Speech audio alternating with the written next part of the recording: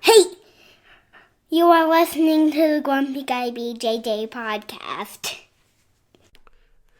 Hey, what's up, guys? Got to take care of a few things before we jump into this week's episode.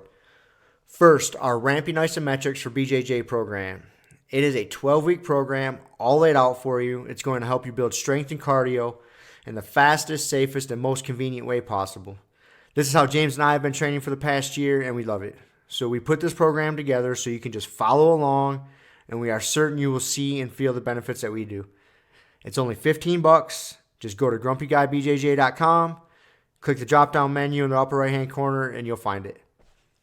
Next, R3.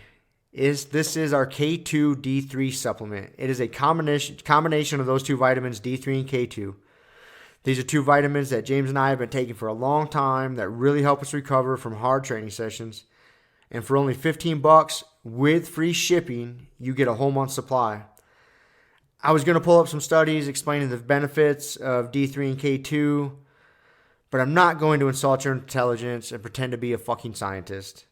I take it. It helps me recover. That's it. So for $15, check it out. And last but certainly not least, we have partnered up with Jiu-Jitsu.com. They have a ton of awesome BJJ instructionals, and they have hooked us up with a discount code for our listeners. It's Grumpy10. So what you got to do is you go to Jiu-Jitsu.com, which is DIGITSU.com.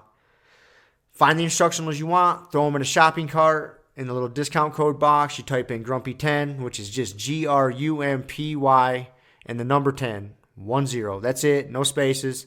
Boom, you get 10% off. You're up and running. They got a nice app you can download on your phone. That way you can take your instructionals right to the gym with you, watch the technique, drill it. It's a pretty sweet setup. So once again, DIGITSU.com. Discount code Grumpy10, GRUMPY10. Simple as that. To find all this stuff I just got done talking about, go to our website, grumpyguybjj.com. Click the drop-down menu in the upper right-hand corner. There, you'll subscribe to our newsletter for podcast updates.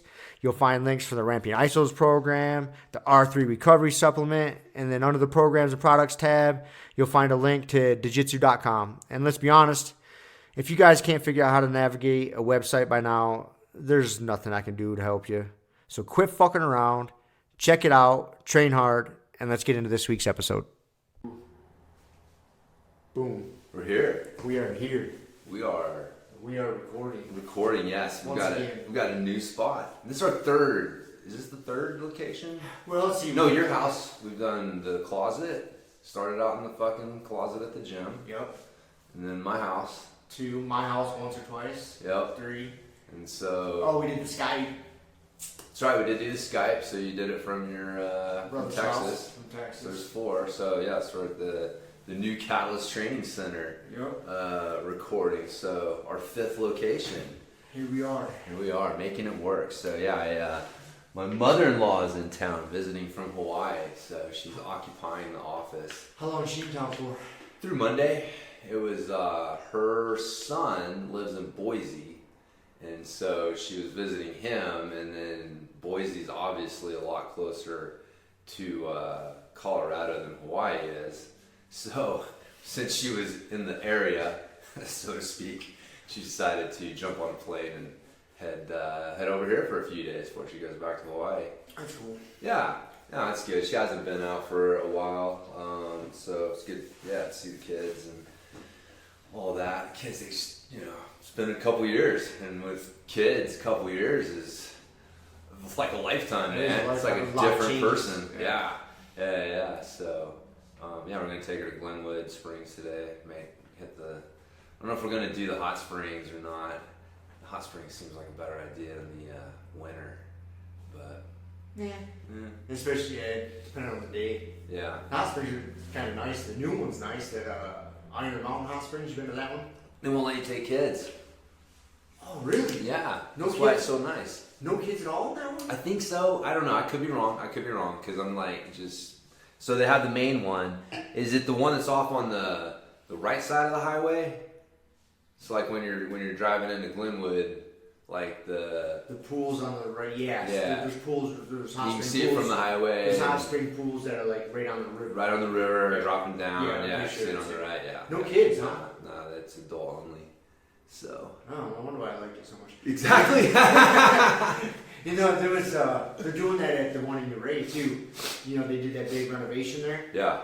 And it's nice, but they have, they got the big lap pool, they got like the kid pool and like the general hot springs pool. Well, then they got one up on a riser that sits above. It's got a nice little waterfall and it's good size. Yeah. And it's 18 plus. So they don't. Nice. And I saw they were pretty strict with it. That one time I was there. Good. There was some younger girls came up and they were close. They were probably 16-ish, roughly. Right? Yeah. Just kind of Of looking course, at in them. today's age, could be fucking 12. Yeah, it's hard to know. But that is my rough guess. Yeah. And they climbed into the adult-only pool, and it didn't take but a couple minutes, man. Some lifeguard was over there kicking them out. Yeah. Good. I gave me a little fist pump. Right, Right. on, brother. Yeah, man. Yeah, I mean, I have kids, but I'm definitely a fan of kid-free zones, and I understand because, dude, there's so many bad parents out there. Yeah. Like, that's the thing. You gotta, like, we say there's bad kids. Exactly. It's not, dude. The kids up until, especially, really young, like, they're just a reflection of their parents' fucked up shit. And so, yeah, you just have to deal with parents who are just checked out, not involved, or else they don't want to, they're buying into this whole love and logic bullshit where you don't want to squash your precious little flower's self-esteem by telling them no. Like, hey, guess what? You screaming like that is probably annoying to all of the other human beings around us. And you're not the most important thing in the universe. So maybe you should stop. But no, you don't want to do that, man. Like, you just want to let your kids fucking rage because it's easier. It's easier. That's the thing that pisses me off. Everybody's like, I'm doing it. I love my kid. I want to develop their self-esteem. I don't want to, smash their fucking developing self-esteem. It's like, no, motherfucker, you're doing it for you. Like, there's nothing on this world that you do for someone else. Like, I'm a big believer in the whole Ayn Rand, like, fucking selfishness motivates everything. Like, you don't do anything for anyone else. Everything that you do is for you. And so, like, you're doing that for you because that's the easier route. Because it's hard to punish your kids. It's hard to be consistent and be engaged. So, like, it's not for the kids. It's for lazy-ass fucking parents. So. I won't go off on my laziness rants today. No, it's good. Save that for another fucking time. We're sitting in a gym. This is the place for laziness rants. Fucking cocksuckers. I know. I see so much of it on a daily basis, dude, that just infuriates me. And I don't know why I let it agitate me so much. So I won't rant, but I will. So I was up on the ladder painting yesterday. Got him going. And I see one of my neighbors comes out of her house. And this is she's not old lady, but older. It's hard to gauge because she is not, just from appearances, not very healthy. And, we have one of those group mailboxes down at the end of the street. It's a little farther than your mailbox. Mm-hmm. I wouldn't even say maybe a quarter mile from my house to the mailbox. Probably not even that far. That's one lap around a track, dude. It's not even one lap around a track. Dude, if it's 200 meters away, I'd be fucking shocked. You gotta do it within like 100. It's probably half a lap around the track. Give it. Yeah. But I see her, and she drives kind of like an asshole in the neighborhood. Like, she's got a lead foot. She drives pretty fast. And I hear her pull out of the driveway, and I see her, and she goes flying down, and I didn't pay attention to where she's going. And 30 seconds later, she comes hauling ass back down the street, pulls into her driveway, and I see her mail in her hand. Like, she drove down to the mailbox. Like, that walk down to the mailbox would have done you some goddamn good. Right. Oh, no. No. Drive down to the mailbox. And drive out back. Well, dude, that kind of shit just frustrates me. Like, ugh. It's avoiding the struggle. Like, how you do one thing is how you do everything. Yep. So I guarantee you, like, that's just a reflection of how she lives her life, avoiding struggle. Somewhere along the line, she bought into, again, it's easier to buy into this bullshit that, like, you're here to seek pleasure and avoid pain. That's it. That's the highest calling that you have as an animal, is to seek pleasure and avoid pain. So that's it. There's no struggle. There's no higher purpose. We're not called to anything else. And like that's what I think we talked about this last time. Like that, I think that's why this shit irritates you. I know it's why it irritates me because, like, I see it and I'm like, if I'm trying to be take a fucking benevolent spin, like a nice spin on it, like it's wasted human potential.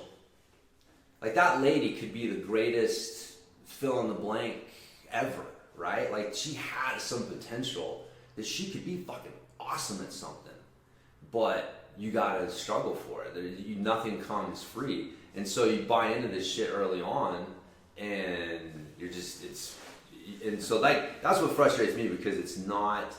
You see it and you just know, man, like that's not good. It's not natural, but it's just fucking wasted human potential, man. These fucking people are taking up space. NPCs, non-player characters. I was like, what the fuck's an NPC? It's what it is, man. Like a lot of people, like unfortunately, that's the role they play in the world. It's like they're the fucking baker that every time you go in the store, it's like, they don't play any other role in the game. They're the baker.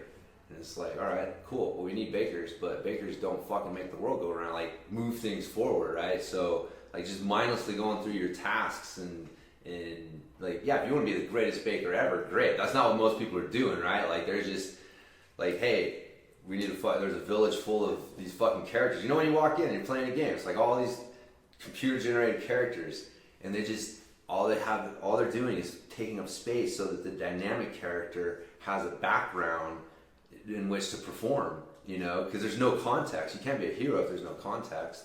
So they're just forming the context for the hero, and like unfortunately, that's a lot of people fall in that role in life. Context people. Yeah, they're just forming the context for your story. Speaking of that, I found a guy that has a similar mindset. And I'm reading this book. I talked about it a long time ago. I bought it and I hadn't started reading it yet. I'm about halfway through now. It's called The Ultimate High. The guy's name is, the pronunciation I'm sure I'm going to fuck up. He's a Swedish guy. The way I read it is Goran Kropp, and it's Goran is his first name. It's got the 2 dots above the O. Right. So I have no idea if that's how you pronounce it. Last name's like Kropp, whatever. We'll call him Goran Kropp. Okay. The dude is a madman. Swedish fucking mountaineering madman. So I just said he's a mountaineer. Like he started when he was a kid. His dad had him out hiking all these mountains in Sweden and all over the goddamn world. And one of the big draws in mountaineering when you get to these guys' levels is hiking the 7 highest peaks in the world, in the 7 continents. They're all over 8,000 meters, wherever that adds up to. And he wanted to go do Everest. I think he had tried it, and he got turned back, which is pretty common. Storms come in or whatever the case may be. And he got really agitated because it really became just a ego thing for people with a lot of money. Right. I mean, this book takes place back in mid-90s, I believe, when he was doing it, mid to late 90s. And he would see all these fucking people. If you got a lot of cash, you have no business being up on Everest unless you train for it. Yeah. But they hire all these porters, all the Sherpas, and all this fucking gear. And they'll drop. It costs some of these people like $60,000, $70,000. This was back then. Yeah. To go on an Everest expedition, because you got to have a permit, and they only allow so many permits every year to climb Everest. Well, he got really agitated at all this because people were just fucking up these places because you got the different base camps along the way, and they're just littering the base camps, leaving shit all over the place, like totally. Yeah. In my mind, what mountaineering is not about. You should, when you go out in the wilderness and hike like that, it should be just you in the wilderness, and you should really respect what you're partaking in and the environment and all this shit. And people just don't give a fuck. Yeah. And they'll just hire as many Sherpas as they need to carry all the fucking gear. So the Sherpas are doing most of the grunt work. And it's just a disgusting thing. And he saw this and he was super agitated. So they get their picture at the top. Yep. And so he was like, I want to do it all on my own with zero fucking help. Even 0 supplemental oxygen. Yeah. Only a few people have done that. Right, yeah. Since like 1920. I think the first people to ever summit Mount Everest were like 1920 something. And there's only been a couple of people, literally just a couple, done it without supplemental oxygen. Yeah. Well, he wanted to do the whole expedition from the time he left his goddamn doorstep to the time he got to the peak by himself. He brought people along to document it and this and that, but beyond that, he refused to like eat any food they gave him, anything. Yeah. This madman decided to ride his bike from Sweden to Kathmandu, wherever the fuck it is, that he's got to get to the village to start the expedition, which was like 8,000-mile bike ride. Yeah. So he did it. And I mean, he had this crazy trailer he pulled behind us and all these saddlebags hooked to his bike. So he rode that almost 8,000 miles from Sweden to Nepal, parked the bike, then he had hiked from there to the base camp. I think you locked it up. Sorry. I think it was pretty trash. And like it was like it's like a 10-day hike just from like the village just to the initial base camp. Right. Then you got to hang out at the base camp, acclimate, all this stuff. Whole process. So this is what this madman's doing is, and I'm to the point in the book to where he made his first go at it, and he was real close. He got to like the southern peak, I think they call it, and he had to turn back. Like he was crashing. Yeah. Weather was coming in. Time is an issue. You know, if he can't get to the peak at a certain time, and the daylight starts becoming an issue. All these factors. So he had to turn back. That was his first attempt.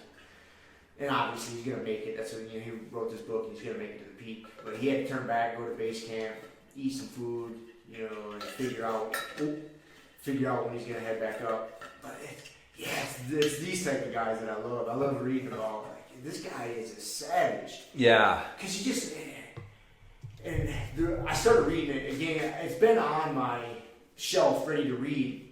But I came across this story a couple weeks ago, actually, when I was in Michigan. There was a big news story about some guy that died going up Everest. And one of the reasons he died is the adventure, the hike, the section of the hike that he was doing, probably about the section I'm talking about, the same section this guy's in. It should be like about a 12-hour hike, but there were so many people on Everest. Yeah. It was like a line at a goddamn amusement park. Yeah, I've seen pictures of it. It's fucking insane. Insane. Like, completely fucking insane. And one of the reasons this guy died is because what turned into should have been a 20 or a 12-hour hike was like 18 to 24-hour hike just because you're waiting on people. Yeah. What is the point of doing it at that point? Like, why are you doing it at that point? Why? Right. It's just to prove that you can do it, but you're not even really fucking doing it. You're paying people to do all the hard work, to carry all your shit, do all this, do all that, and you're in a line of people to get to the peak. Like, so agitating, man. And I can totally relate. I'm not a mountaineer by any stretch of the imagination, but I can totally relate where this guy's coming from. And he was even talking about it, and this was 20 years ago, 20, 30 years ago, whatever the fuck it was. Like, the base camp is just riddled with people that had no business of being on that fucking mountain. They just are well-off people with a lot of money. Yeah. He came across one guy who was like an average. The guy was a mailman I think from Michigan, and had spent his life savings to get up there and try it. And the amount of money it costs to do something like that is nothing significant. It's significant. Yeah. But most of the people up there are just rich motherfuckers. It's just a rich man's hobby now. Yeah. And he's just disgusted by it. Most people have no business being up here. Yeah. And they got the loot to do it, so they do it. And to me, that's so frustrating. Taking something so pure and so beautiful as climbing to the highest place on the goddamn planet, and just because you got extra loot, because you made some good investments, you want to do it. It's frustrating. People want to do it, but I mean, there's always the, where's the where's the line? Because somewhere between the fucking Sherpa carrying everything for you and you riding a bike from your house in Sweden to the mountain, I think we'd all agree that that's maybe a little extreme. You could probably just a touch, a little help. Maybe a plane would be okay. He hired a plane to take pictures of him. Right. Trying to time out when the plane would leave the village to when he'd get to the peak. Right. And take pictures of him. What's funny is like... So this guy's got some loot. This guy's not. Yeah. He's not. Yeah. No, if you're going to be that eccentric, you got to have some means. But no, I'm sure you remember the Mark Twight book. Yeah. And he had a quote in there that's just stuck with me forever because it rings true for mountain biking as well. They've replaced skill and courage with money and technology. Yep. That's exactly what it is. It's like skill and courage. It used to be required. Like there was no way that you could even do that without it. And now, thanks to money and technology, the skill and courage aren't nearly as important because you can fucking buy your way through it. So, but it gets people who don't need to be there. There's so many parallels, man. I can't help but always look at shit through the eyes as a mountain bike coach.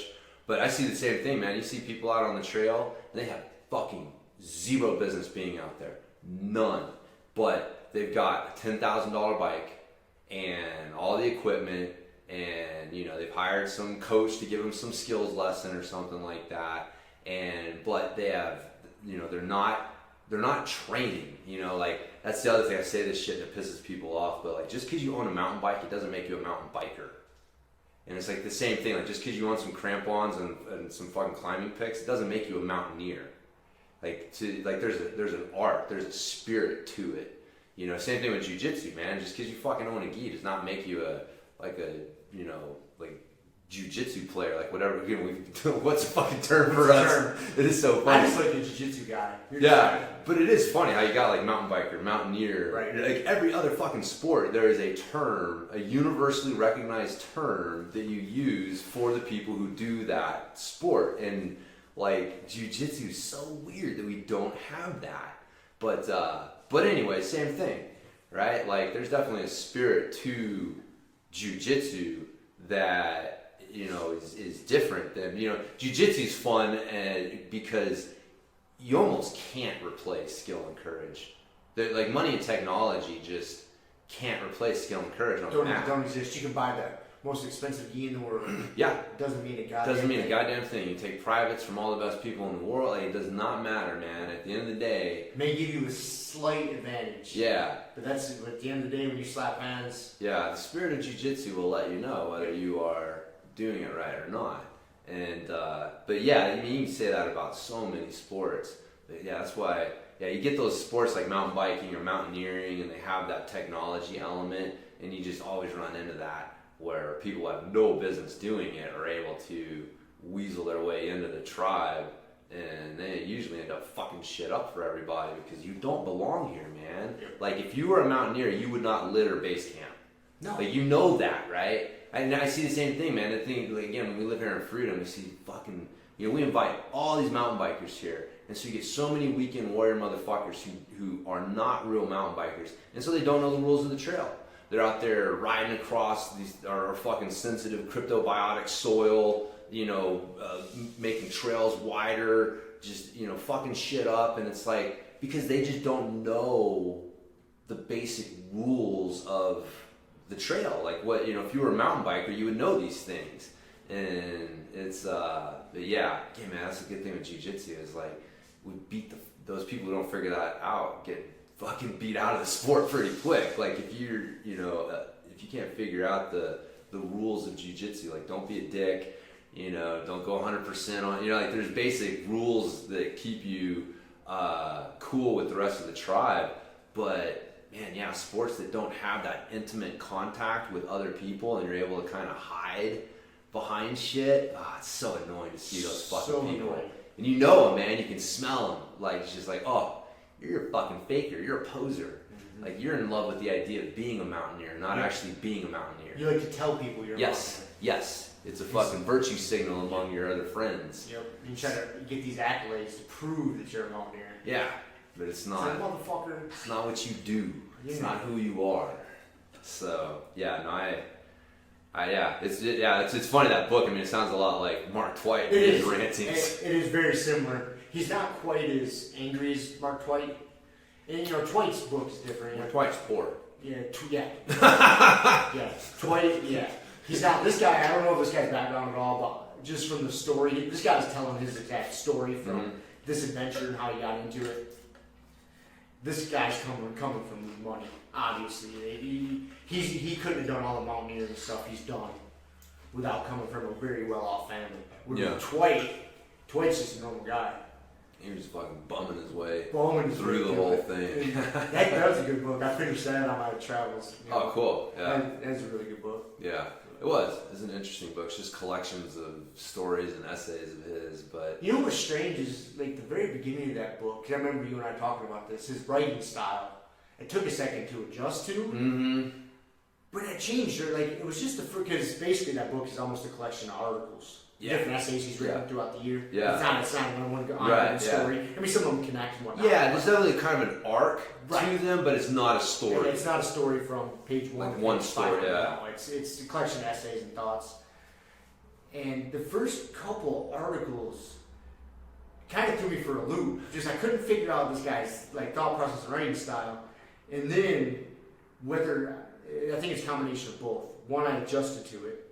And two, it kind of changed. Mm-hmm. Just, I think, from he got better at writing and expressing his thoughts and his feelings. And so I think combination, but then after that, it was really smooth. Yeah. So again, I don't know how much was me adjusting and him changing. Yeah. Because all the essays span a decent period of his life. Yeah. Yeah. His writing style is definitely very unique. Yeah. It's like stream of consciousness, very short and punchy. Yep. I liked it. Same thing. It's like, whoa, this is different. But once you get into it, oh, I like this. Like, every fucking word that he writes has some weight and some meaning to it. So, that dude was definitely in it. There were points in his life, man, where he was definitely in some fucking dark holes and using that energy to drive some insane fucking shit, man. Because, that's the thing, man. It's when you really realize, him and that generation, they were the first guys to say, well, instead of what is everything that we need to make this, what is the least amount of shit that we can carry, and how fast can we do it? And if one thing goes wrong, we're all gonna die. But fuck it, let's do it. And they would just do 36 hours straight. Get back to base camp, and they'd be like, dude, we ran out of fuel, right at that moment, or whatever it was, and that's just psycho shit, man. Psycho stuff. Very psycho. Yeah. But I really appreciate the mindset you have to be to do something like that. And just keep that path. But it's driven by the same thing. It was he was seeing okay, things are going too far. Okay, a supported climb is one thing. This is starting to become something else. And so it was almost their fucking punk rock rebellion against the establishment and the established way of doing these things. But it was driven from the exact same place. Looking around and going I don't recognize this fucking sport anymore. I don't know what the fuck I'm looking at. So we gotta go do something else, boys. Yeah. So I can't believe, I haven't looked up the most current statistics, the cost that you have to incur to climb Mount Everest. Yeah. I can't imagine what it is nowadays. Again, back then, hiring a well-respected guy, I think, if I remember right, he was referencing one of the most respected guys in the sport at the time, and this guy charged $65,000 to hire him to get you up Everest. Oh yeah. And he would have an expedition of however many people, 5 to 10 clients. He would be trying to get up Mount Everest. And $65,000 a pop to hire him. And again, that was mid-90s. Yeah, well. And to see, God, it's really, I get angry when I see those pictures nowadays of that line going up Mount Everest. Like, what are you doing? Why? What's the point of this now? And that's why so many people die up there now. Mm-hmm. Is because very few of those people deserve to be up there, have earned the right to be up there. Yeah. They just make a lot of goddamn money. There's this one chick in the book that he doesn't like, and he talks about, I think her name was like Sandy Pittman or something. Her husband is one of the creators of MTV. Remember the old music television back in the day when it was music television? And so they got some fucking loot, and she claims to be a mountaineer. And he's like, this bitch has no business being, he didn't say it like that, no business being up here. And she brings so many niceties and has to hire so many people up to base camp. I mean, she brings an espresso machine, and people from Vanity Fair are following her up there. Like, it is a whole fucking debacle. And there's been articles written about her and how she's such a great mountaineer. And he's like, this bitch isn't a fucking mountaineer. Yeah. And he doesn't rant. Like, if I was writing that book, I would have fucking dedicated a chapter to tear this bitch apart. Is it kind of like Demi Lovato being a jiu-jitsu player? Yes. And I'm sure it's probably same veinish. I've never rolled with her, but I'm going to speculate it's probably along the same. Yeah. Yeah. So, no, it's, yeah. It's frustrating because, dude, I have so much respect for the mountains. And these Sherpas are the people that live by Mount Everest. And there's another name for Mount Everest that I forget what their word is. I can't pronounce it properly anyways. I can see it, but anyways. Yeah, they refer to Mount Everest as like the mother of the earth. Like, they have so much reverence and respect for the power that Mount Everest has in all mountains. Yeah. And there's a bunch of things people are doing at base camp that are just completely shitting on that. They're in their tents, having affairs with other climbers, and the Sherpas are like, you are disrespecting the gods. Oh, somebody died on the mountain today? Guess what? It's you guys' fucking fault. You're disrespecting the gods. Yeah. You need to appreciate this and respect this. And you guys aren't, and you just fell in a crevasse and died. Sorry about your luck. Yeah. The mother of the earth saw your wrongdoings and let you know. Anyways, I don't know. We had to chill out on the Mount Everest rant. It's a good book. Yeah.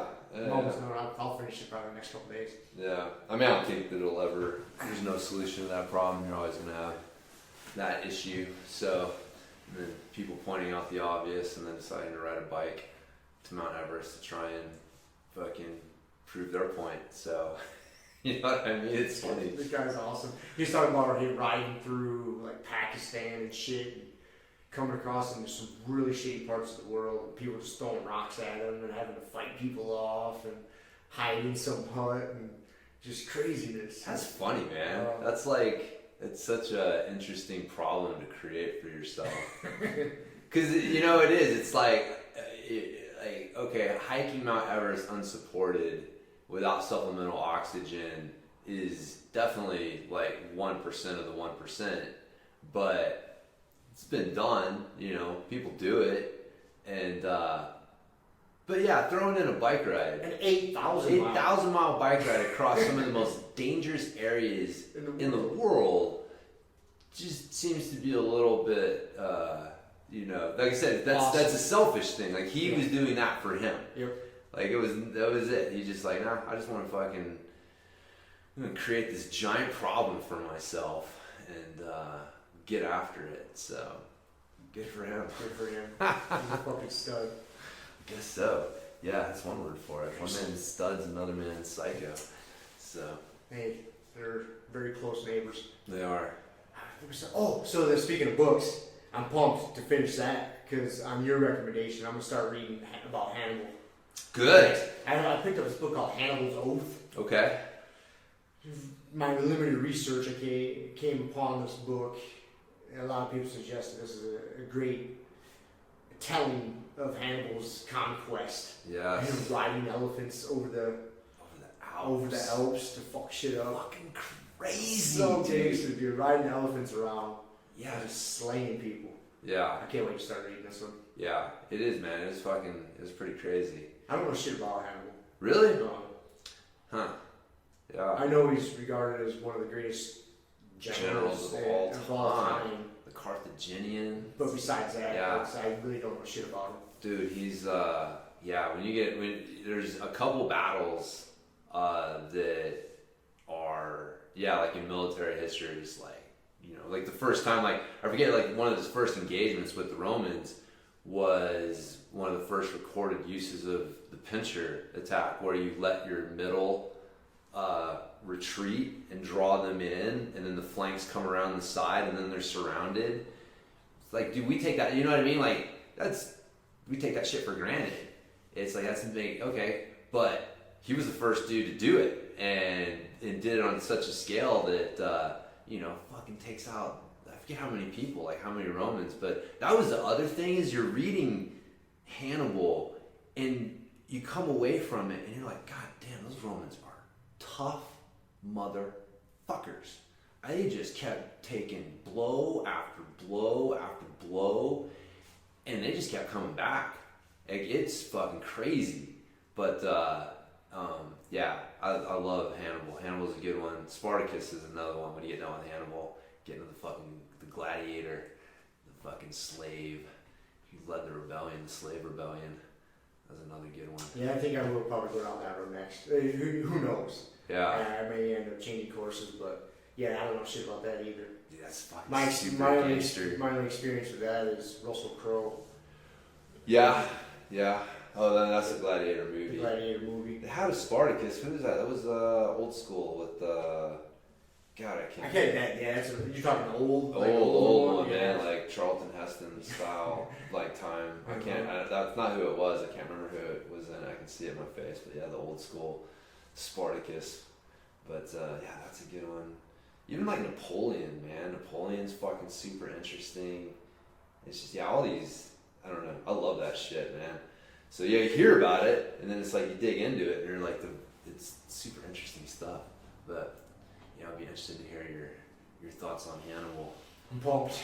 Yeah. Get to go around Crops, adventure up Mount Everest, and then I'll dig into Hannibal's. Yeah. Adventure over the Alps. Yeah, I got done with that right side of history finally, and it was a good book. Ben Shapiro, right? Yeah, the Ben Shapiro one. And so now I'm reading The Coddling of the American Mind. That's good. Yeah, I remember you said you read that one. I did that one on Audible. Okay. Yeah. Actually, that's really good. Yeah, it's really. The thing that's so crazy, like when you lay these things out, I don't understand where the disagreement is. Like, how people are still fucking acting like. I don't know. It's just mind blowing, man. It's just mind blowing. You come across so many weird arguments like that. One I came across the other day was just infuriating me. The problem is there's no logic to some of this shit. For example, the one I came across the other day that frustrated me, and to do with it just happened. I don't know why I came across this, but it came up with the transgender shit. And one of their arguments people say is that gender is just a social construct. Okay, whatever, man. We can debate that to the end of time. Okay. But those same people in the same fucking breath think it's okay to give kids hormones that want to switch genders. How do you put those two together? If it's a social construct, if there's no biological basis to gender, why are you giving people fucking hormones? Yeah. How can you have the same fucking argument? It's bananas to me. There's no logic to it. There's so much lack of logic to it. You can't even argue it. It's so frustrating. But people will. They will hold that same thought. Like, wait a second. You can't have that same argument. You can't argue that it's okay to give people hormones, but then in the same breath, fucking say gender's a social construct. You're contradicting yourself. Yeah. So you got to fucking pick one side of it. It's the same kind of shit. It's super frustrating, but again, you're trying to put logic to shit that people aren't using logic to. Yeah, no, it's a frustrating thing, man. You're looking at it, and it's for me, I got kids, so it's trying to look at okay, where is society headed, because they're obviously going to be affected by it, and so I don't know. I have faith. Pendulum swings, back and forth, so. And So, anyways, it'll be all right. You got faith I do. in us as a collective, as human beings, right, Mister? Yeah, I mean, just because, we seem to have a history of doing that. But I just think that it's just well-meaning intentions gone wrong. And it's like anything else, man. I mean, things come around. Like sugar's probably the fucking best example. I mean, at one point, no one thought anything about it. And it's like we realized, like, oh shit, like, sugar's a problem. And so now we're taking steps to try to, whether you can argue whether it's enough or whether they're the right steps or whatever it is, but, we at some point are able to look around and assess and say, this isn't good. Like, we're creating problems, and so we need to fucking, figure it out. How do we,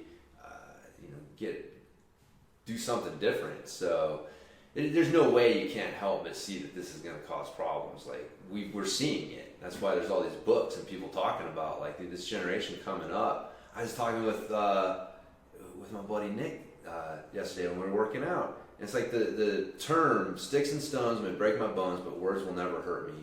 It has literally been scrubbed from the social consciousness. You never hear that.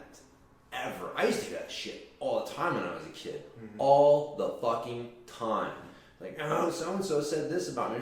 Dude, come on, sticks and stones. It's like, get the fuck over it. Yep. And we never, you don't tell kids that these days. Like, that is not it. It's like, no. We have to acknowledge your feelings. And then, it's insane when you look at it and it's like, oh, this is the exact wrong way to teach kids how to like handle the world. But you're not toughening them up. No, you're not toughening them up. Life's not easy. You're gonna run into uncomfortable shit on a regular basis. Yeah. And if you don't callous yourself to it, what are you gonna do? You're just gonna crumble. Dude, people are gonna fuck with you. Like, that's the thing that I don't understand is, like, you cannot control other people. Like, that is like probably the biggest realization that I've had as an adult is that you have no control over the other human beings. If they decide to go crazy, I can't control it. I cannot reprogram them. There's nothing that I can do to make them stop acting and saying crazy shit. Right? Nothing. So me trying to spend my time and energy trying to figure out how to do that, it's futile. It's just a waste. So the only thing you can control is yourself. That's it. The only thing you can control is your reactions to the crazy people. So I don't understand any argument against that. Like, how there's nothing in the history of mankind, there's nothing in human psychology, there's nothing anywhere that leads you to believe that you can successfully control the other human beings. It's just never going to happen. So the only thing you can control is yourself. So that's the only thing you should be focused on. But that's the exact opposite of what we're running into.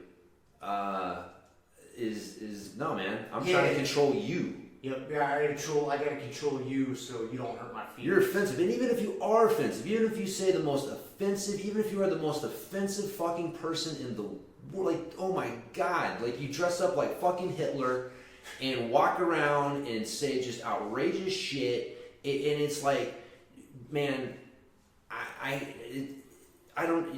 can't control you. And me spending all my time, energy, and effort trying to figure out how to shut you up and get you to stop doing what you're doing is a waste. So pointless. It's pointless. It's fucking pointless. And so, you gotta learn how to deal with the other crazy humans, man. That's all there is to it. So, I don't know. It's crazy because you see it. But the problem is, it's not just, we like to pin this on the kids coming up these days. But what it is the blossoming of a disease that the seeds were planted a long time ago. Because, man, I mean, you're running into this shit with adults. I mean, I got fucking members of my family that exist like this. It fucking drives me nuts. And like I said, you just have to realize, like, oh, there's nothing I can do to get them to stop thinking and acting and saying crazy shit. Nothing. So just smile and figure out how to, deal with it. So there you go. But on that same vein, I finished listening to Zucked. It's a book by, I believe the guy's name is like Roger McNamee or some shit. Yeah. I'll butcher his last name off the top of my head. A really good book. It's talking about Facebook, from the name Zuck, Mark Zuckerberg, right? Talking about how Facebook uses spying on you and information that extracts from everybody and behavior modification technologies. Those are like their two things. Those are the main two principles, finding information and modifying people's behavior and just repeating the process. Just figuring out how they can continually modify people's behavior to benefit them as much as possible. That's basically the basis of the book. yeah, This guy, he was a really early investor in Facebook. He actually used to be a significant advisor to Mark Zuckerberg in the early days. And then come around 2016, 15, 16, he started seeing Facebook for what it was and the shift it was taking and how bad people could use this technology in the wrong way. And he started trying to bring this to attention to Mark Zuckerberg, and there's like Sheryl Sanborn or some shit, I forget what her name is, another way high up in Facebook. And he couldn't get it because he was friends with these people. So he said, hey, we got some problems that I'm seeing the beginnings of. We need to address these. And he basically just kept getting shut down. So he's like, fuck it. You guys don't want to listen to me. I'm taking this shit public. And he wrote this whole book on it. It's probably a book I didn't need to listen to.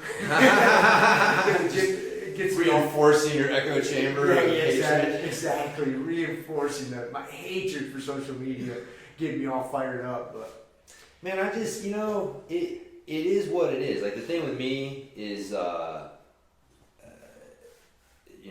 look, man, don't pee on my leg and tell me it's raining.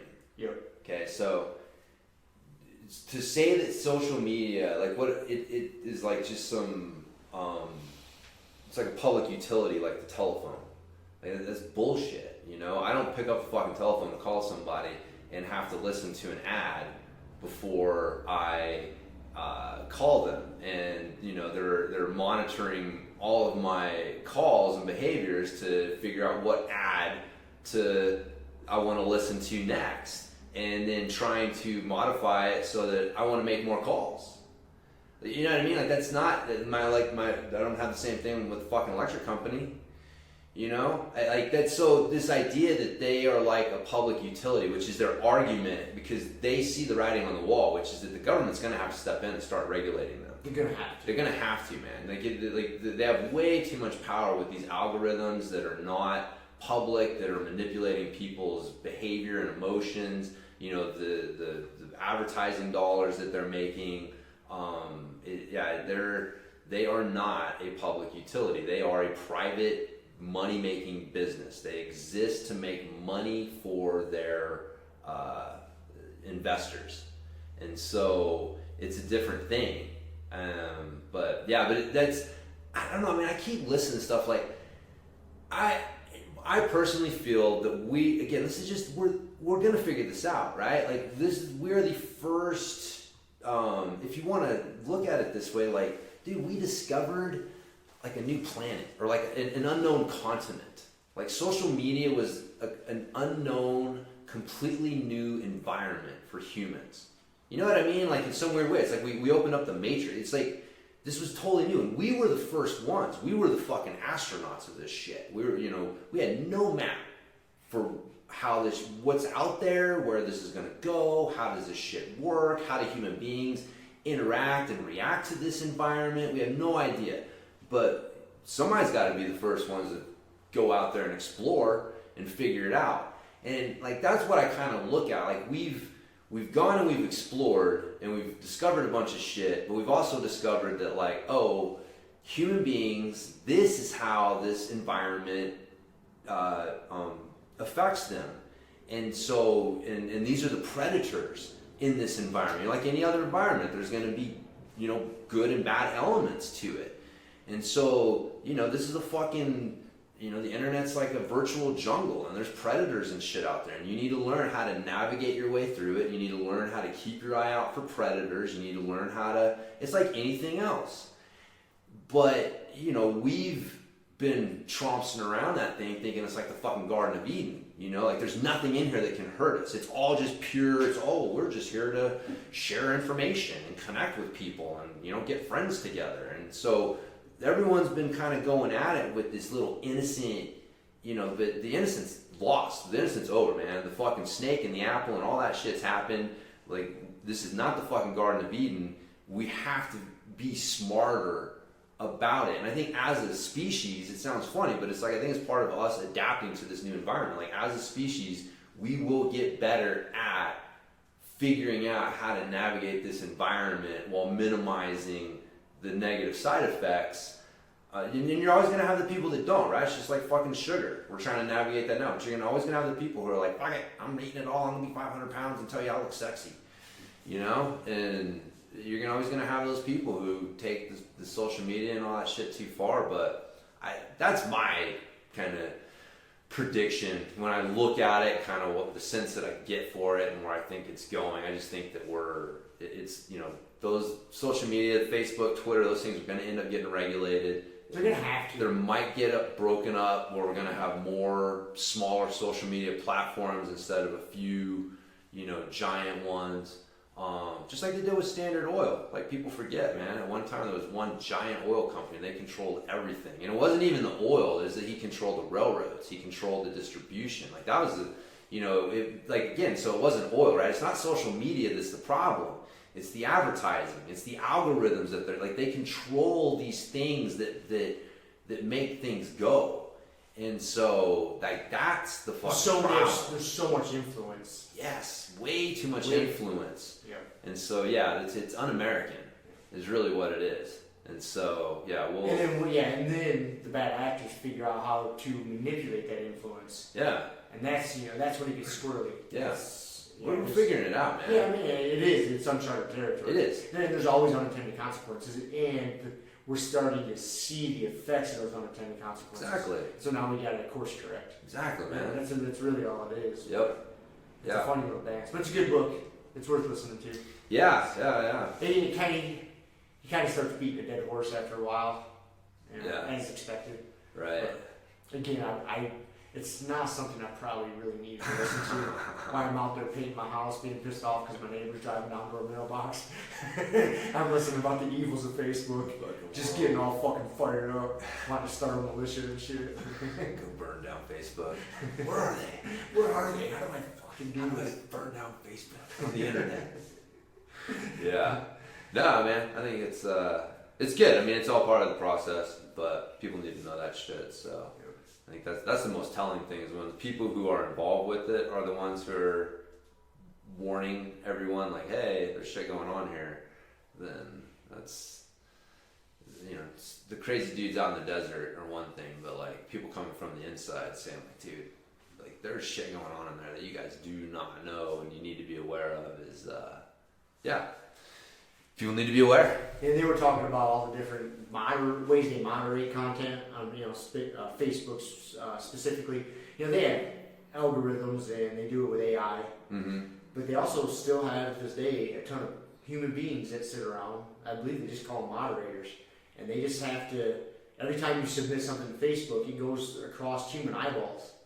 And they have to I believe they're required to click yes or no, or send it on to somebody higher up the food chain to approve it. One post every 4 seconds. So that is their job. They sit in front of a computer screen. Every time you post something that comes across somebody's accept, deny, every 4 seconds. And the amount of terrible shit they see that gets denied is just...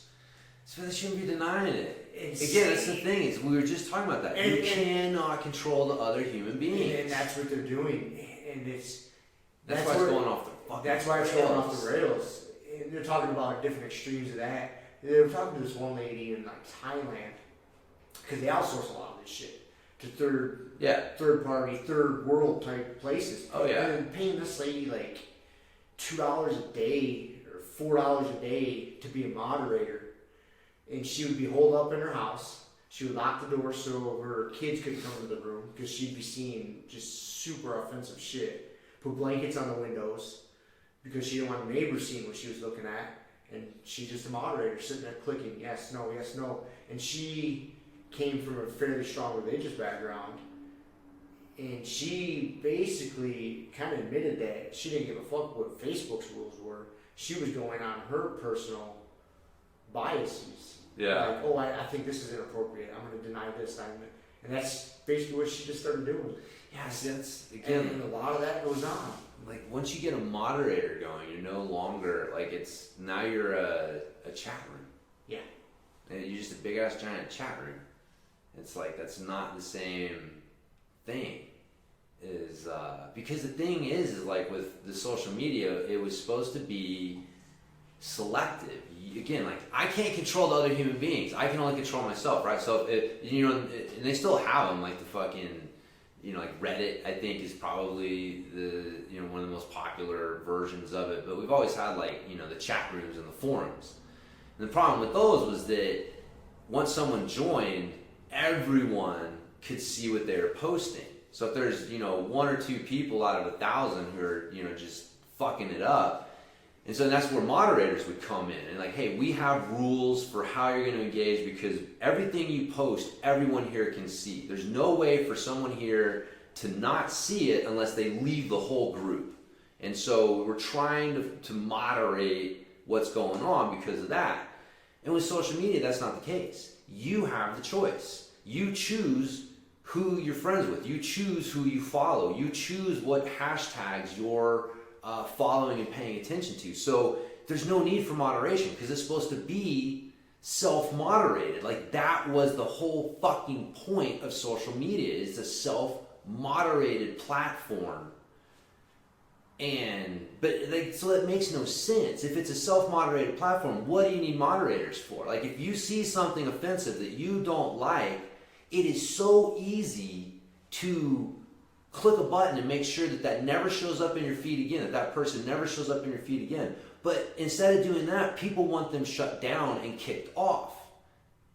Or just the fact that they're even able to post it, they're offended by it. But again, what it really comes down to is the advertising dollars. Because, if you are, Walmart, for example, do you want to be posting on a platform that allows, like, super racist, offensive stuff to your core market? Yep. Because some group's going to say, like, well, if you're advertising on Facebook and Facebook allows them to post racist stuff, then you're supporting racism. Like, that's the backward, weird logic that they're using to pressure advertisers, to pressure Facebook to moderate and control their content. And that's really what it comes down to. There's no other fucking motivation behind it. Yep. Well, I mean, there are some idiots out there that have are more politically motivated than monetarily motivated, but at its core, that's what the fuck is going on.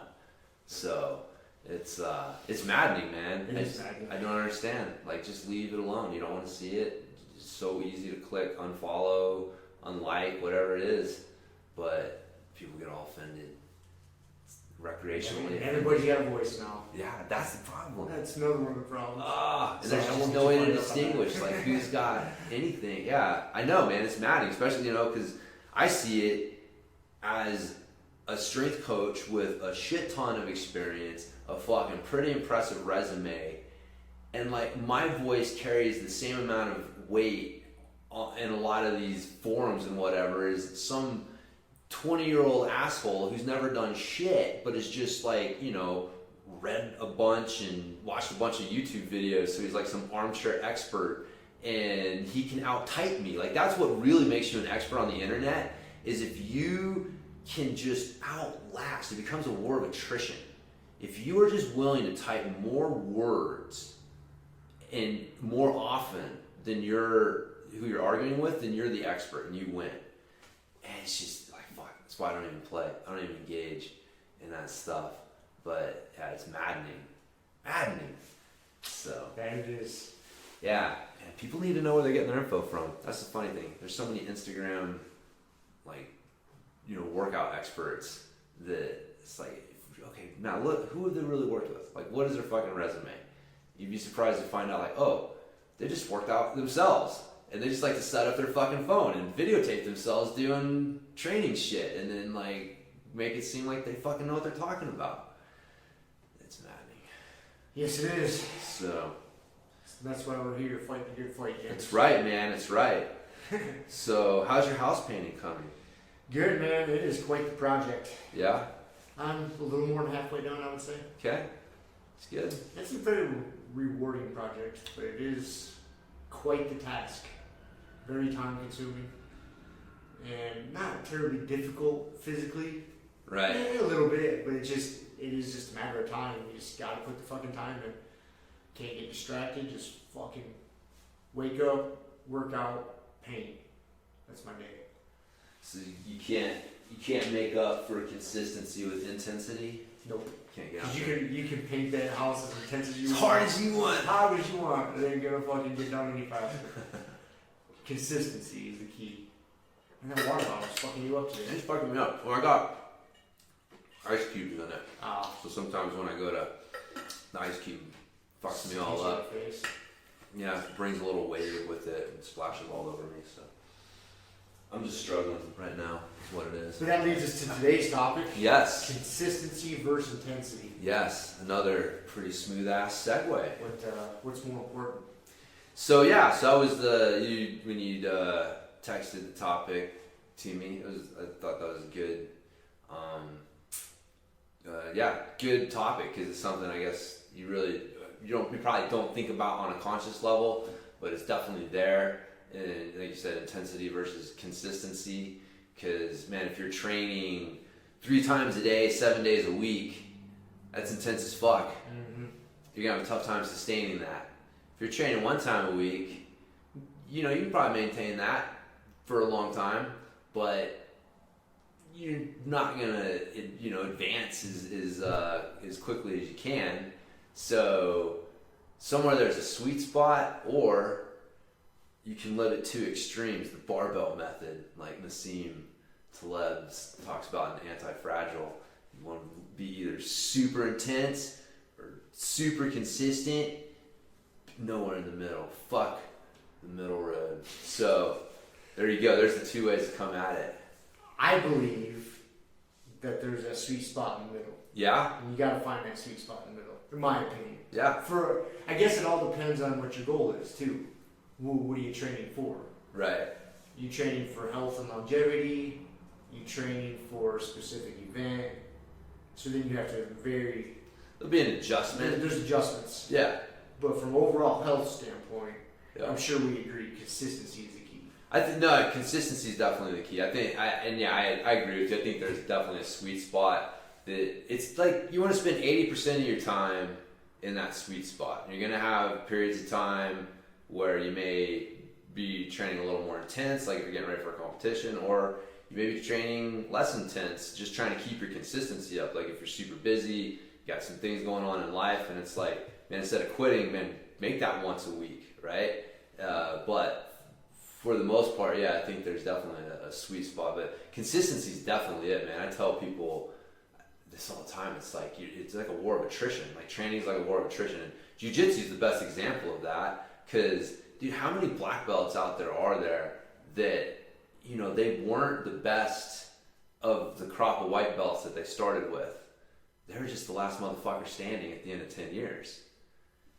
And, now, they're better, but it's that's that consistency. If you don't make it, you're not going to you can't get to the end of the journey. It sounds obvious, but if you're it does sound obvious, but I'm one of those type of guys that unless I think about it, I will definitely favor more the intense side, and that's really not a path for success. You think you're setting yourself up for success, but you're really setting yourself up for failure. Yeah. Whether via injury or burnout, or you're not enjoying it. Whether it's jiu-jitsu training or physical training. Yeah, if you go too intense too often, it's not sustainable. You're gonna crash and burn. And I am the type of guy that will get too heavy to that side unless I pay attention to it. So I think I would like to think there's a lot of people out there like that. But I'm not an anomaly. No, I think that there's a lot of guys. I mean, if you've been doing jiu-jitsu for any amount of time, guys and gals, then you're definitely wired differently than most people. So I think that most of us do tend to fall into that push yourself too hard category until things start to rattle apart. Then you got to take some time off. So, I think that's just the nature of the beast, though. I mean, it's as long as you're listening to yourself, because it is, man. It's consistency. The other saying I like is, if you're hurt, it doesn't matter how fit you are. If you're sitting at home on the couch injured, doesn't matter what your VO2 max is. It doesn't matter what your fucking fitness level is, your skill level is. It's all being wasted sitting on the couch. So, doing a little. It's easy to say. It's hard to do in practice, but doing a little too little is better than doing a little too much, especially over the long term. Because the consistency, like that is the number one, performance enhancing, thing. It doesn't matter what diet you're on. It doesn't matter what training program you're on. It doesn't matter. None of that shit matters as much as being consistent with it.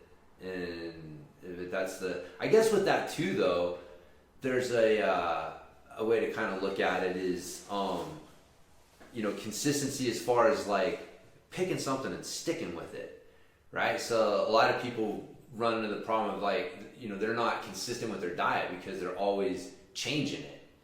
I'm, eating paleo this week. Oh, I'm doing intermittent fasting. I'm fucking going keto. And it's like every time you talk to them, they're trying a different diet, or same thing with strength training. They're trying some new workout. And you see with jiu-jitsu too, man, people who jump all over. It's like, what are you working on? Oh, I'm working on this fucking new move. It's like, wait a minute, last time I talked to you, you said you were working on your half guard sweeps. That was 3 weeks ago. You an expert at them now?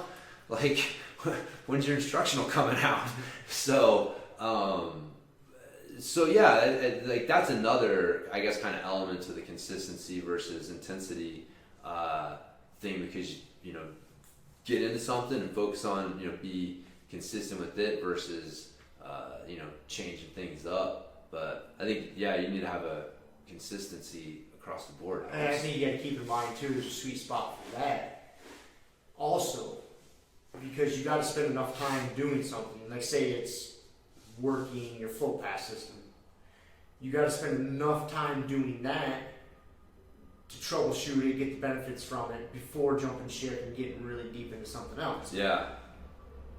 But then, if you take that too far, you spend too much time doing that, then you get kind of stagnant. The other stuff starts. And the other stuff starts suffering. Yeah. You know, the same thing with training. I'll stop off the mat. Your physical training. If you spend too much time in a strength cycle, the benefits are going to wear off eventually after 6 weeks, 8 weeks. Yeah. It's time to switch it up.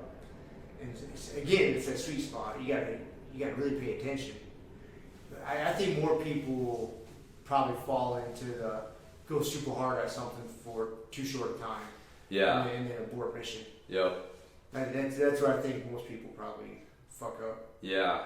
Yeah, I think so too. Yeah, they're training. It's without that focus for an extended period of time, it's really hard to learn it and get it. I mean, just kind of trying to entertain yourself on some level. But I think the same thing. It's 80% of your time. Whatever you pick something, spend 80% of your time working that, and then the other 20% working some other stuff or just keeping that sharp. But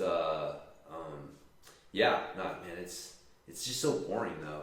People want to hear dude, what is the fucking kick-ass, the camp. Everybody likes to see the workouts that fighters and jiu-jitsu guys are doing during their training camps, leading up to ADCC, and you just see some fucking wild, intense shit, and so you start to think that's training, and but what you don't see is all the boring, just punch the clock workouts. That's what Dan John calls them. It's man, you don't want to hear it, but the vast majority of your workouts, both on and off the mat, are going to be fucking run-of-the-mill, punch the clock workouts. and that's what they need to be. Just getting in there and grind. Just getting in there and grind. Yeah, they're not going to be these fucking super intense, super hard, like, workouts that are not, if you're going in there all the time and you're just taking it easy and, not putting in enough work. It's like, there's that middle ground, man, where you're just, it's hard enough to elicit change, but it's not so hard that you're just grinding yourself down so hard that you can't recover. And yeah, those are just fucking punch the clock workouts, man. Those are the ones where you leave the gym or you leave the jiu-jitsu and you're like, all right, that's pretty good. Nothing exciting. But those are the workouts, man, I tell myself, because those are the ones that I'm getting better at. It's like everyone loves those workouts where you're there and you're like, all right, man, we had a fucking hard open mat and I was feeling great and I had just, 6, 7, 8 rounds and I was tapping everyone and it's fucking awesome. And yeah, great, dude. Like, that's not gonna happen every time. Most of the time, it's just gonna be like, man, I felt pretty good. Felt all right. But you're all right goes up. Like, that's the thing. Like, my all right today would have been like my fucking best day ever 2 years ago. Right. Kind of thing. And so that's the thing that people don't see. It's that the long game. Yeah, that long game. That's what the consistency leads to. That's why that easy strength. That's why the Dan, John, and Pavel came out with that book, and that was the point. It's like, dude, you want to get strong, but if you do it right, it almost seems easy. It's not, there's a grind to it, but you're like, one day you wake up and you're like, fuck, I'm stronger. Like, I never really had to just grind my face into the ground to do it. And but you got to be consistent. I guess one of the keys. I think one of the workouts that Pavel suggests is like you work out every day for 40 days. And you never go to failure. You just kind of move. There's like some basic parameters, but it's just, that's the key. It's consistency. It's like the eye, and if you do it, then at the end of it, you're definitely stronger. But you know how many people can make 40 days in a row? Not many. That's the hard part. People would rather give me a 2-day routine full of fucking intervals and all heavy deadlifts and just beat my ass 2 days a week.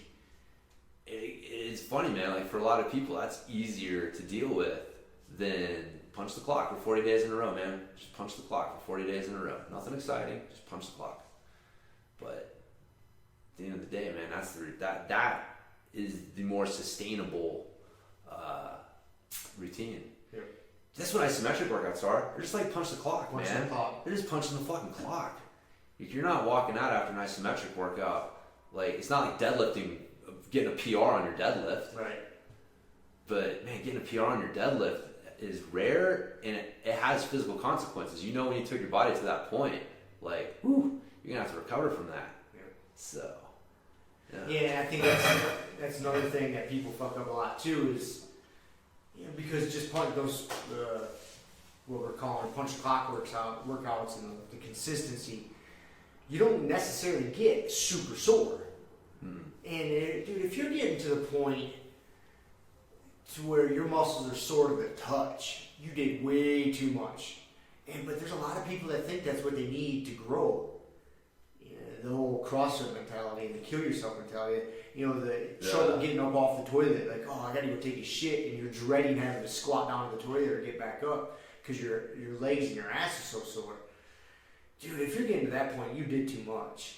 There's nothing wrong with feeling your muscles. Like, you go to do something, you're like, oh, I worked out. I can tell the muscles are a little fatigued. They're a little sore, but not sore to the touch. Right. Just a little sore to the move.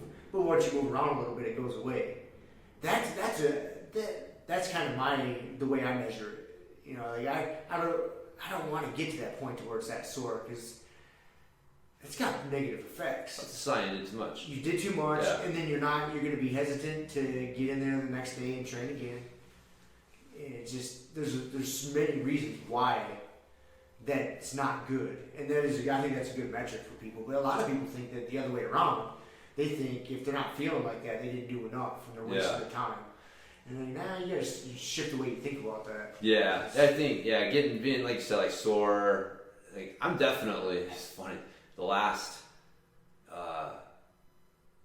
3, because I kind of cut back a little bit just with open facility and some things, so I'm getting in like 3 days a week in training instead of my usual 5. It's just funny, dude, your body conditioning to rolling, just like it changes. So Wednesday nights, Thursday mornings, man, waking up after rolling on Wednesday nights, I'm fucking sore. And I've been joking with my wife. Usually I got ran over by a fat Adam, but this last Wednesday I got ran over by a skinny Kevin. And but yeah, I wake up and I'm fucking sore. I feel like I got ran over by a truck. And but get up, take a shower, get moving around, and it subsides. It's way better. It's not like you said, like not sore to the touch. So I think especially as you get older, like you're gonna being a little stiff, a little sore after a hard day of rolling, a hard day of training. You're gonna feel it, but you're not looking for that. Like I'm trying to minimize that. Right. Like I don't want that. And so like I said, it goes away pretty quickly. And a sign that things are not right is if I wake up and go through my routine and I still got something that's still hurting. It's like, okay, that's not good, and I got to take care of that. But yeah, the using soreness as your gauge is a tough one because it's easy. The more sore you are, the better the workout was. But too far, and it's not, because you're taking away anything that takes away from your ability to train the next day. Even if it was training the previous day, like you fucked over yourself with tomorrow with what you did today. And instead of improving your future self, right, you screwed your exactly. Instead of looking out for your future self and saying, "Hey, future self is going to have to train tomorrow." So you're going to want to train. tomorrow. I want future self to want to train tomorrow. Right. You know how future self is not going to want to train tomorrow? You beat the fuck out of myself right now. Yeah. So yeah, that's the hardest thing, man. Is just thinking about future self, because you think like, oh, if I get that one more rep, but yeah, dude, it's consistency is so important. That's where you develop that old man strength. Because it's just going through the movements, man, punching the clock, and your body just gets so used to doing these movements and so efficient at it, and that's where that specific strength comes from. I was thinking about this the other day that because I've kind of quit, lifting heavy weights, and even like deadlifts, I'm kind of like getting away from, because I like the bands. It's funny, we get so enamored with how shit looks from the outside. Right. You know what I mean? And our body doesn't give a fuck. It's tension. Tension is tension is tension. And so who cares if you're lifting a barbell or you're using bands? Your body doesn't know. Your body doesn't give a fuck. You know who cares? Like me. Because from the outside, my ego lifting 300 pounds and hearing that bang is a lot better than like having a really hard band. Yeah. And so, but still, I've been... doing that, but I still, every once in a while, I'm like, fuck, dude, am I missing out? Do I need to lift heavy weights? Because it's just stuck. It's stuck in my head. Like, I came up that way, and you think, like, if I'm not lifting heavy weights, I'm missing out. But I was like, man, I think that at this point, because our buddy Nate is into powerlifting. Right. So that guy can outlift the fuck out of me. Like, he can definitely bench, squat, and deadlift way more than I can. But when we roll, I don't feel like I'm weaker than him. And so that was kind of my it's hard. And it is all in my head. My deadlift strength is shit. But man, nobody's saying, hey bro, you need to hit the gym when we're done rolling. I feel fucking really strong on the mats. And so it's, anyways, I don't know what my fucking point was other than, beating the hell out of yourself in the gym. If you think that's helping your jiu-jitsu, that's the other thing, man, is like training intensely in the gym when you're trying to do jiu-jitsu is it's futile. Like you're fucking yourself up. Because jiu-jitsu is such an intense activity. That was, man, when I really first started to come across that, man, it was about the time we opened Grand Valley, so 5 years ago, 6 years ago, something like that. Going on 6, because I was still drinking the CrossFit Kool-Aid quite a bit. And then we had a really nice facility, opened up, so we're getting more training partners. So now I was able to do a lot more jiu-jitsu. And I was still trying to do CrossFit style workouts and jiu-jitsu, both at high levels for me. Right. Yeah. Both intense for me, and I came to the realization like I can't continue this path. Like it is just too much. My body's just not recovering, and both activities were starting to suffer, and I wasn't enjoying them. Yeah. And I had to, obviously I love jiu-jitsu more, so I had to really chill out on that and reassess what I was doing outside of jiu-jitsu. And it's a tough realization to come to, and part of it comes from age, just realizing what you can and can't get away with. And again, it's a recipe for disaster. Yeah, if you're trying to freaking train intensely on too many things, it just doesn't. It doesn't work. It doesn't work. No. The wheels are gonna come off somewhere. Yeah. No, that's good. What was the other thing? Is I don't know. I keep fucking referring back to Dan Johns because I've read a bunch of his shit. I like Dan's one of these guys. When you read his work, like he'll be the first one to tell you, like, man, I had fucked myself up. I trained way too intensely. I was an idiot. And he's, has to have a hip replacement. He's had a shattered wrist. So like a lot of his advice is from that, looking back and going like, God damn it, man.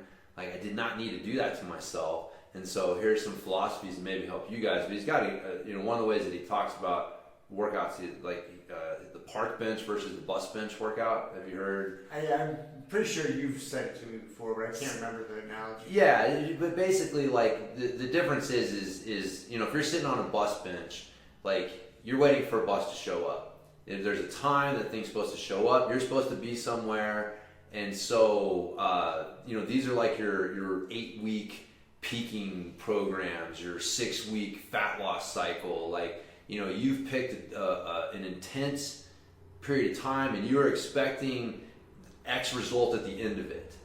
And, then you got what, he calls his park bench. Like when you're sitting on a park bench, like you don't gotta be anywhere. Like you're not waiting for anything, It's like the squirrel that showed up yesterday shows up, great. If he doesn't, who cares? It's not a big deal. I'm not waiting for anybody. And so those are like those punch the clock workouts that we were talking about. It's like, you don't have, like, this workout's not really leading to any great thing. We're not trying to pump our biceps up in 8 weeks or shred our abs, and like that's where a lot of these programs come from. And unfortunately, that's what a lot of people do is they skip from one bus bench workout to another, and they don't even realize that. And so they're always like following some workout that had, and it's also stressful, right? Because if you're following a workout, then you're expecting X result at the end, and you're about halfway through it, and you're not quite seeing what you're expecting yet, you start to get fucking stressed out. That bus needs to fucking show up on time. And by the end of this 8 weeks, I need to see X. So you start to get like stressed out about the whole situation. And whereas like, dude, just fucking do some isometrics, man. Just punch the clock, relax. I think, man, that was a really good way to put it. Most people are going from bus bench workout to bus bench workout, and they just keep jumping from that to that. And there's no reason for them. And too intense. And that's why people get burned out. It's hard to stay consistent. Yep. You get frustrated because, like you said, if you're looking for that 6-pack abs in 6 weeks, and you're in week 4 and your abs ain't popping out like the model in the picture, you're fucking stressed out. Like, fuck, this working out doesn't work for me. I quit. So no, working out works for everybody. Like, you just don't have to pretend like you're on this journey that you're gonna end in 6 weeks, right? Like, just do some isometrics. You're gonna be doing this for a long time, bro. Just relax. You should be doing this for a long time. Enjoy the scenery. Yeah. Feed the squirrels. That's right. Feed the squirrels and just keep going. Yeah, man. Yeah, it's probably been, I think, both of us I think I would not want to speak for you, but I feel like probably the biggest lesson that both of us have learned up to this point in our careers is like, yeah, dude, just chill out. Enjoy it. Yeah. It's you're not understand why you're doing it. Training on the mat, training off the mat, and enjoy it. You're not doing it for anybody else but yourself. No. And you kind of are doing it for other people because you're being the best version of yourself, so you can be the best version of yourself for your friends, your family. But you're doing it for yourself. Yeah. And there's no, unless you're a goddamn bodybuilder training for a show or that specific date. And even us jiu-jitsu guys, you got tournament, especially for hobbyists like ourselves that just love jiu-jitsu and constantly train. You should just be in good shape all the time. Yeah. And try to be as healthy as you can all the time. I mean, injuries are going to happen. Shit's going to go sideways on you.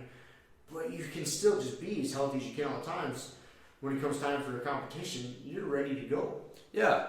You can ramp up the training a little bit, but you should be, if you're living a lifestyle, a good, healthy, jiu-jitsu based lifestyle, you should be ready to go any day of the week. I know, yeah. That's why it always cracks me up when people are like, oh, we got a tournament coming up and we got to start training. It's like, dude, I don't know what else to do different. Like, I approach my training every week like the same way. Yeah, I don't slack off and then ramp up. Like, that's just not how my brain works. I think that's a big key right there. Like, probably from today's episode, that's what everybody should take away from it is, we got a tournament scheduled on the calendar.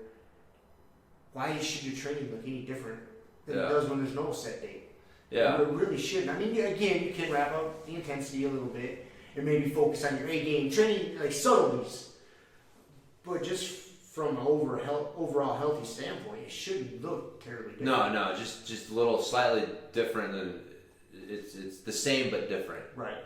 Right. Like, subtleties. It shouldn't be different. It is different, but it's the same. You've made some adjustments, but yeah, I think that the other thing is figure out what you can be consistent with. Like, it's the other thing I tell my clients that there's optimal and then there's reality.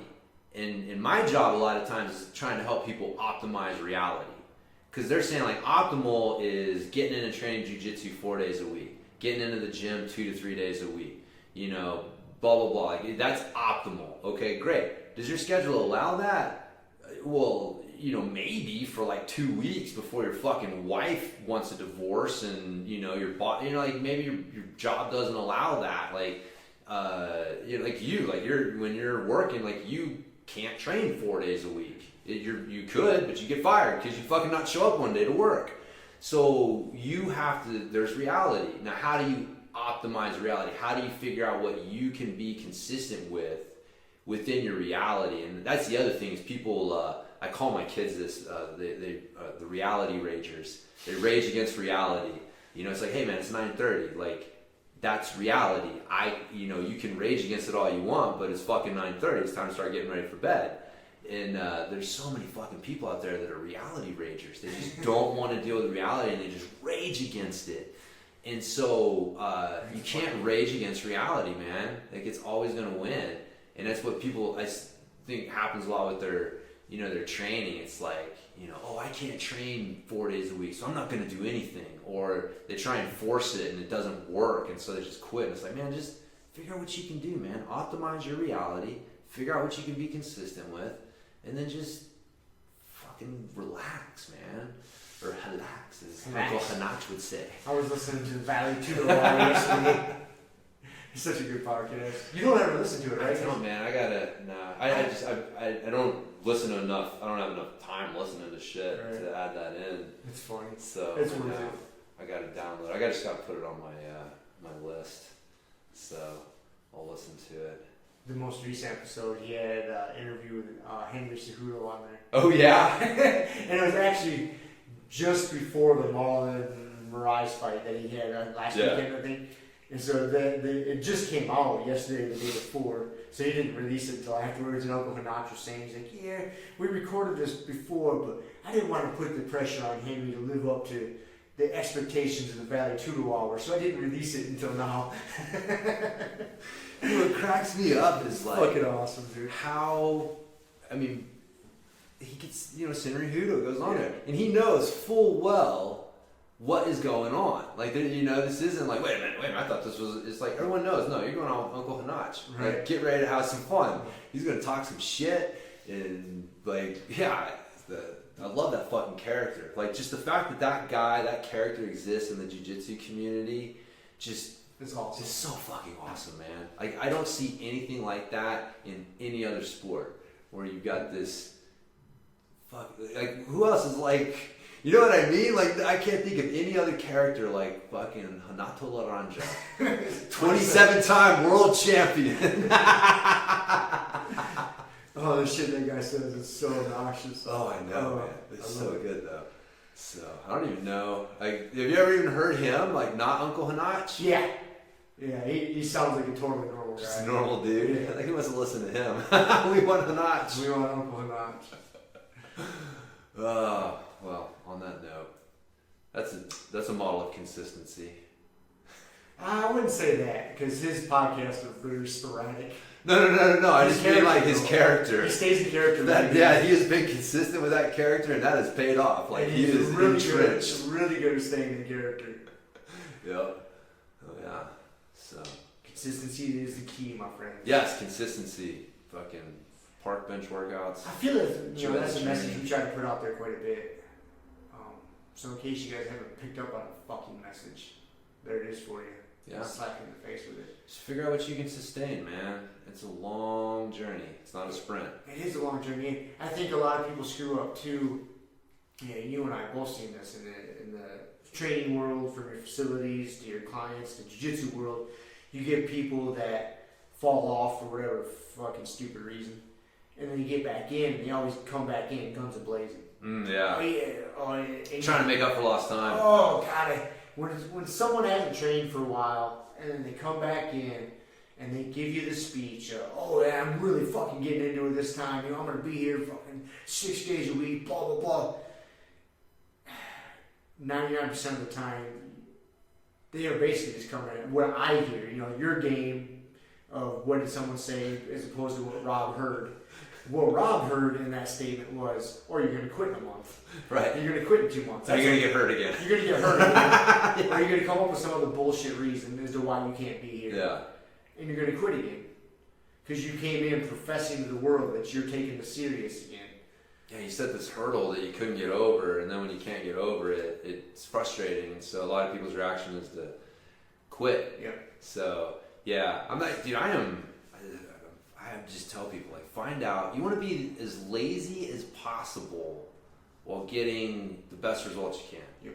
Like, that is the key. It's not figure out how much you can survive.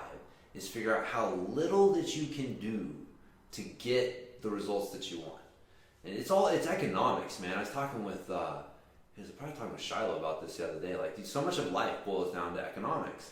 And people who don't understand economics don't understand this. Like, everything has an opportunity cost. You say yes to this, you're saying no to something else. Yep. You know, and so there's cost to benefit ratios. Like all of these things, they're just like basic economic trade-offs. Ideas, that you need to apply to your life and your training, but people don't. They just, I'm going to say yes to this and this and this and this. And it's like, no, you can't train CrossFit and Jiu-Jitsu and fucking eat keto and fucking, you know what I mean? And train for a marathon. It's like, no, maybe you can. Maybe I'm putting limits on people. So, but yeah, understand economics. It'll help you with your checkbook too, motherfucker. Checkbook. That's an old reference. I know, right? Does anybody balance the checkbook anymore? God damn. It's all on the screen for you. I was just old enough to have to do that. Like, I remember being taught I remember having how to balance my checkbook and having to keep it all, But then we got the online statements. Yep. And then the checkbooks didn't get kept quite as good. So. Still, I haven't seen somebody in quite a while using a checkbook at the grocery store. Really? I see it every once in a while, man. Yeah, you do. It's usually some old lady. Oldsters for sure. Yeah. Right out there writing a check. Dude, there's a lot of places that won't accept checks anymore. Yeah, because the little plastic card in your wallet does the exact same thing. Yeah. It does the exact same thing. It does the exact same thing. It takes it from the same account. Does it faster. Does it faster. I know. You don't have to carry a checkbook. I can never understand why people write checks, man. I can't wrap my mind around it. I don't understand it either. Plop that fucking card in, hit your 4 numbers, and you don't even have to hit the 4 numbers most of the time. Yeah. You just say, I don't. I use a debit card, and you have an option to type in your PIN or hit cancel. Guess what? It comes from the same account. Yeah. I hit 1 button instead of 4. And it's funny to me. Yeah. It's funny. People get entrenched. They do. They're consistent. It is. They're consistently using that checkbook. That's right, man. You need to intensely learn how to use a fucking debit card. Or even use your phone nowadays. Just hold your phone up to the reader. See, you're more tech than I am, man. I don't do that. I haven't paid for anything with my phone yet. It's cool. I'll bet. It's pretty cool. I bet it is. Seems a little scary to me. Seems kind of like sorcery. The next step is a fucking chip in your eye. You're just like... Retina scan? Retinal scan. You pay for your groceries with a retina scan? Yes. That's pretty sweet. She just holds it up to you. Scans all your groceries and then scans your fucking eyeball. Scans your eyeball. That's coming, man. Just fucking wait. Oh, man. Maybe. That is coming. Probably. Doesn't someone get cancer of the eyeball? No. I know. The consequences. The unintended consequences. I always think about it was that one of the Simpsons cartoons, and they did like some future episode, and Homer had these giant fucking cataracts, and he's like, we didn't know what LASIK surgery was gonna do to us. It's like back when like it just started, like when the laser eye surgery like just started. It was just one of those like, yeah, everyone's just running down this fucking road head first, and we don't really exactly know if there's gonna be some unintended consequences down the road. But I kind of think about that sometimes when I go to cryotherapy. Yeah, I'm gonna head there now as soon as we get done recording. You know, I'm like, oh, I'm doing the shit out of this. We really don't know the unintended consequences for this. I would feel a little safer. I think we have a little more human history on cold therapy than we do cutting your eyes open with lasers and fixing shit. So, you know, it doesn't make me that nervous. Right. But I had thought about it before. I heard somebody say, because people are always asking like, oh, where's the study for this and where's the study for that? And somebody, I forget where it was, he wrote like, well, where's the long-term study on ketchup? You know, like, ketchup's not a fucking natural food. You know, like, what are the unintended consequences of overconsumption of ketchup? That's a good question. So, anyways, we'll leave it at that. Might be a good place to end it right there. There we go. Do your research on ketchup. All right. Stay consistent with it. Okay. Sounds good. All right. See everybody later. See you. Thank you for listening to the Grumpy Guy BJJ Podcast. Thank you all for listening. You can find us on Podbean, Apple Podcasts, Spotify, and wherever else you listen to podcasts. Please make sure to subscribe and leave us a review. It really does help and will allow us to keep putting out episodes. If you have any questions, comments, or ideas, hit us up at grumpyguybjj@gmail.com. Also, go to our website, grumpyguybjj.com, and get signed up for podcast updates and get our free BJJ Improvement Starter Kit. That's it for now. So get on the mat, train hard, and talk to you all next week. Down clown with a permanent rep, a hermit now, boom. Doggy stool, foggy, cool, got a froggy outside Molly dude. Melancholy Daisy Duke, hanging by the lace of their shoes. No trace of the tools, shaped in your face, fuck the rules. Snooze, you lose. One eye always open, in times two, no clue. But soon a brief monsoon might give you a view to choose. Stay tuned, include, won't conclude. To the end is near beware there's consequences for what you do. To me, demon, a devil of many levels, I keep them